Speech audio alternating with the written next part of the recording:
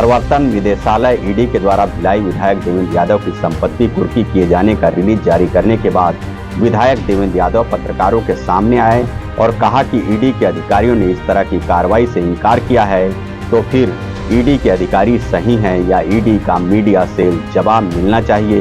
भिलाई विधायक देवेंद्र यादव ने मंगलवार को अपने निवास में प्रेस वार्ता लिया। प्रेस वार्ता में उन्होंने ईडी की मनमानी कार्रवाई के बारे में बात की। उन्होंने कहा कि ईडी अपने पद और पावर का दुरुपयोग कर परेशान कर रही है, बिना किसी सूचना के, बिना कोई सबूत के कार्रवाई कर रही है। ईडी हम लोगों को बेवजह परेशान कर रही है। ईडी अब मेरी माँ को बेवजह परेशान कर रही है और उन्हें बुलाया जा रहा है, जबकि उनका कोई लेना देना ही नहीं है। जब इस विषय में मेरे वकील ने ईडी के अधिकारियों से बात की तो उनका कहना था कि कोई भी कार्रवाई के पहले नोटिस दिया जाएगा। विधायक देवेंद्र यादव कहा कि मेरे घर में छापा और जांच की, लेकिन उन्हें कुछ नहीं मिला।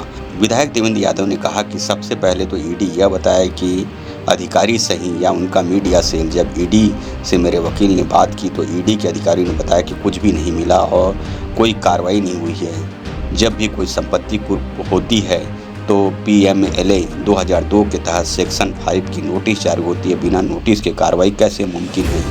ईडी की ही मीडिया सेल अलग ही बात कर रही है। विधायक देवेंद्र यादव कहा कि सिर्फ यही नहीं, मेरी वृद्ध माँ को ईडी परेशान कर रही है, उन्हें भी पूछताछ के लिए बुला रही है। ईडी का नियम है under section 5 of provision of money laundering act 2002, इसके तहत कोई भी अटैचमेंट होता है और इसके लिए पहले जिसके भी किसी भी तरह की संपत्ति को अटैच किया जाता है उसको नोटिस दिया जाता है। तो शायद ईडी का जो ट्विटर चला रहा है, जो प्रेस रिलीज PRO है, उसकी अधिकारियों से बात नहीं होती है। और टेलीफोनिक कंफर्मेशन में ये हमारे वकील को ईडी के अधिकारियों ने कहा है कि ऐसा कोई भी कार्रवाई नहीं की गई है। टेलीफोनिक चर्चा में हमें ये प्राथमिक जानकारी आई। हमने ट्विटर देखा, प्रेस रिलीज देखी, हमारे वकील ने बात की, हमारे व्यक्ति पहुंचे, वो बोले ऐसी कोई कार्रवाई नहीं की गई है और अगर ऐसी कोई कार्रवाई की जाती है तो under section 5 of prevention of money laundering act 2002 के तहत की जाती है।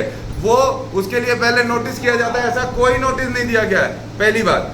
दूसरी बात कि संपत्ति की, कि भाई संपत्ति अटैच हुई है, बड़ा चर्चा का विषय हो गया।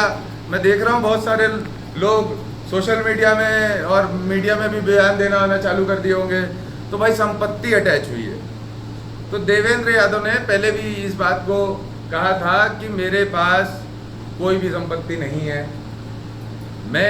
मेरे पास जो भी है, जो पैतृक, मेरी माँ, पिताजी, दादा, उस समय से पूर्वजों के साथ जो संपत्ति को मैंने चुनाव में 2018 के चुनाव में, 2015 के चुनाव में जो हमने दिया है, वही हलफनामे के हिसाब से मेरे पास कोई 29 तारीख को पिछले महीने आया।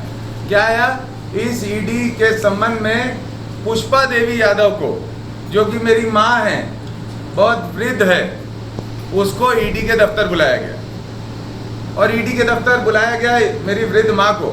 मैंने उसके बदले ईडी को एक कागज दिया कि मेरी माँ यहाँ पर नहीं है, मेरी माँ पिछले समय में पारिवारिक शादी के कार्यक्रम में अपने मायके गई हुई है, तो आने के बाद मैं माँ के साथ आऊँगा। कल रात को मेरी माँ आई है वापस और इसकी टिकटें भी है। मेरी माँ 25 तारीख को गई थी और कल रात की आई है वो।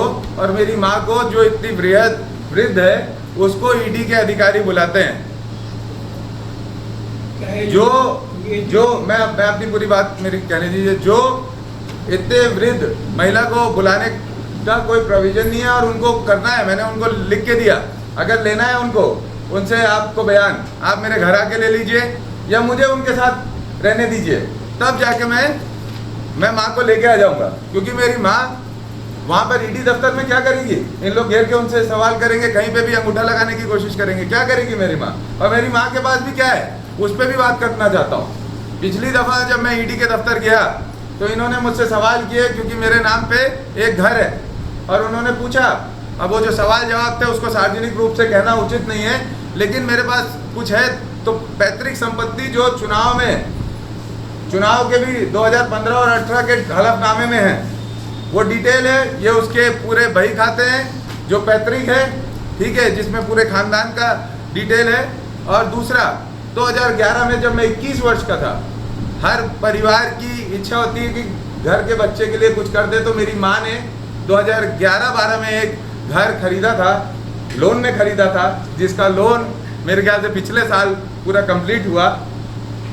उस 2011-12 के घर के बेस पे ये मेरी माँ को ईडी के दफ्तर बुला रहे हैं। लेकिन देखिए, हम तो लौ नगरी से आते हैं, तब के लोहा बनता है यहाँ से, तो लौ नगरी की शक्ति और मिनी भारत की शक्ति हमारे साथ है। हम डरने वाले नहीं हैं, इनको जो करना है वो कर सकते हैं। हम हर तरह की जांच के लिए पूरी तरह से तैयार हैं और हम संविधान को मानने वाले लोग हैं और हम सहयोग भी कर रहे हैं। मैं बोल रहा हूँ ना, मैं अपनी माँ को भी लेके जाऊँगा ईडी दफ्तर, मैं कहाँ पीछे हट रहा हूँ।